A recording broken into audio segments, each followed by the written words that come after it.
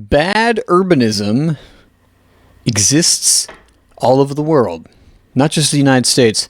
Often as an American and as an urbanist who advocates for walkable cities, advocates for places that are livable, the places that I want to live, we often we criticize the places that we're from because we know them, we live them every day. And yet there's really fun places all over the world that are pretty crummy. And I think it's fun to look at them and see what strange, idiosyncratic things human beings do in building the places we live. And a cool place I just found is the city of Tabac in the Philippines. So if we look here on OpenStreetMap and take a look at Tabac here, you see it's marked here in the middle of the northern island in the Kalinga province, and it is the capital. Now, an interesting thing about Tabac is that its urban form on the larger scale is bizarre. So if we go here and look at the map of basically its city limits, is my understanding. The legal system is obviously different here, so the way that things are subdivided is going to be a little bit different. So that's Tabac as a region, and if we look in Google Maps, you can really see the limits of Tabac that show these little tiny areas. Like this is Tabac, right? This is a little like core. And I thought, okay, that's it. But Tabac has a population of over 100,000, specifically 122,000 people. And there's this other little like node almost in this little system which is where the actual capital or the city hall is, and city public market as well. And it's fascinating to me because I've never seen an urban form like this. And I'm sure that it has a lot to do with a unique history and a unique place and other reasons that I'm not aware of. But I'd love to know, why did Tabac end up the shape that it is? Much like American cities, we have this weird non-contiguous kind of thing where we'll have a suburb built out of the city limits, and the city limits will come to encompass it. This is kind of similar. And I find it absolutely fascinating. Here's another little set of nodes here, all within the same. And I don't know if we would even consider these the same settlements or not, but certainly these two seem to be connected by one road, which in fact, if we drop a pin here, is a kind of it's not really a strode, but this is wide.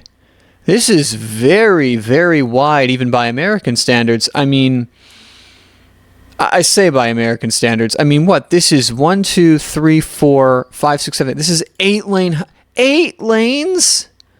That's a lot of lanes. I thought it was only 6. If we come down here to this traffic circle, and we can see.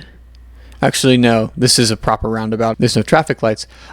This is just a great example of like just big, wide roads, even in the center here. And you would expect outside of the United States to not see much of this kind of strodiness, which is really what this has become.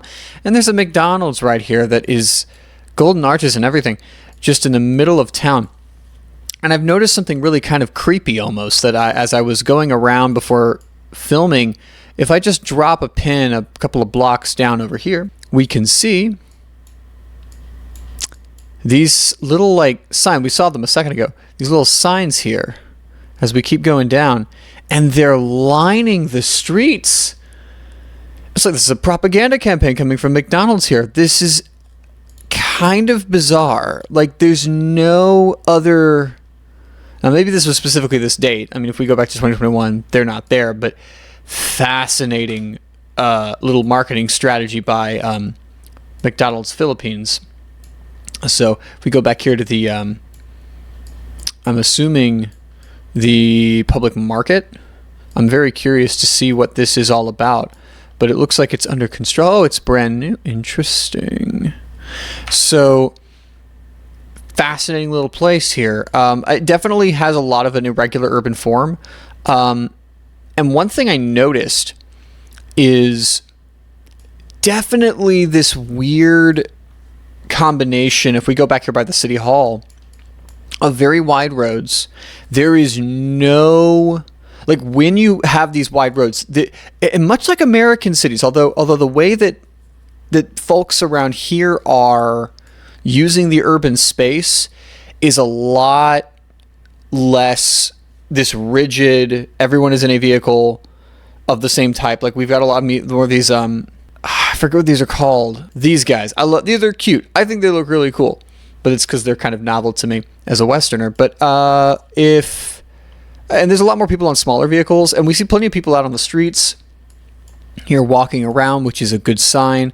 But really, I mean, if we look at the urban form here, I mean, so much of the space is taken up by motor vehicles. I mean, at least the motor vehicles here are predominantly smaller, but you still have this monopolization of space. The urbanist Michael Koval-Anderson calls it the arrogance of space. And I find it really interesting how this is persistent around the world. Golly, it's hotter here than it is in Talbot right now. I'm in Louisiana. It's hot. But yeah, that's crazy. But yeah, one of the nice things that I do notice is, like, there's definitely good tree growth here, which is nice. But yeah, I'm really not impressed by the use of urban space in a small city like this. I really do think, and this is something that a lot of people miss when we talk about urbanism, is that you do not have to be a massive city to get urbanism right. You can have a good urban form and be small. You can have good urban form and be medium. You can have a good urban form and be massive. And you can have an awful urban form at any size. And often, you know, little tiny villages are the most walkable places in the world because they're so small. You don't have to worry about these big transportation systems, whereas anything of a larger size does. But I'm fascinated by this. Also, the predominance of English is something that is interesting to me. But that's a discussion for a different date that I'm not qualified to talk about. So no, I think that's fascinating, and I think it's definitely something that tells us a lot about a place's culture and a place's history.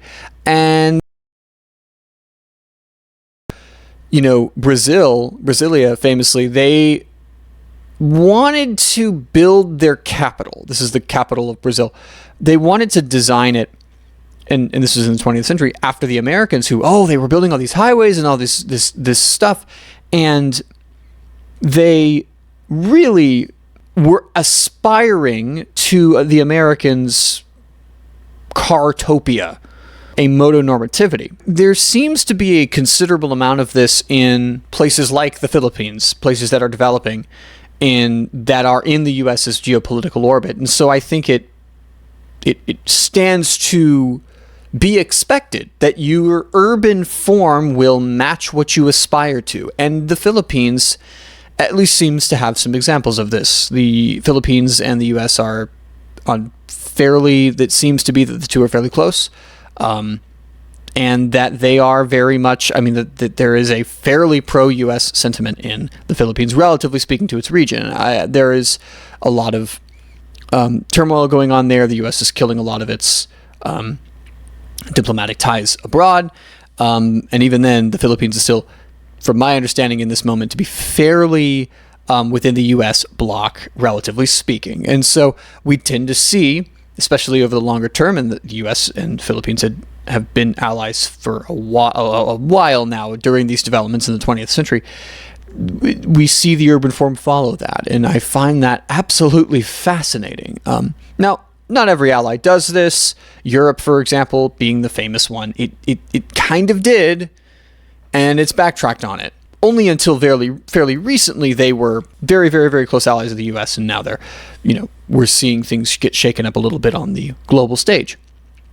But I do think, thinking about culture as it relates to how we build our cities, how we get around our cities, as we look around the Google Street View imagery, we notice a lot of small trucks. And that's a question that I have more than anything. It would be bad to make an assumption here, but it seems to me potentially that there could be some aspiration or some cultural mimicry going on there, or cultural aspiration going on there. The use and the purchasing of small trucks for regular use when they're not often used for practical purposes. Although most people are driving very, very small vehicles because it's practical to ride in something small and something that's cheap, which is what most people typically would do. But in the United States, we have our cultural differences and we have our market differences, and companies find it much more profitable to sell larger vehicles, so that's what they provide the market. So I don't know, just a couple of thoughts on urbanism I thought I'd share.